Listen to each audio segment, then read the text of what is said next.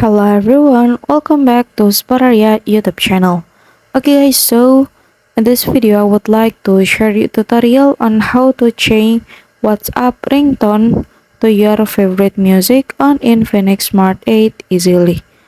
Okay guys, before you change the ringtone, make sure that you already have the music on your cell phone guys. And so yeah, without any further ado, let's get started the tutorial. Okay, first thing first, you can go to WhatsApp on your phone. Okay.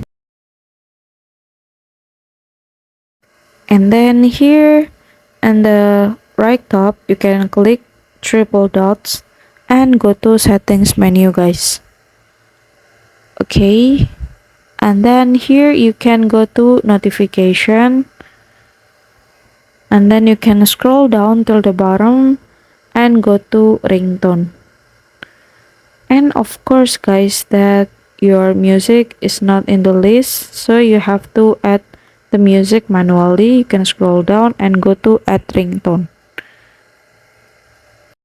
So yeah, this is, I have kept my music on the download, and then here I choose one of my favorite music, and then the music will include to the list, and then I will choose my favorite music. So yeah, the ringtone of WhatsApp has changed to my favorite music guys.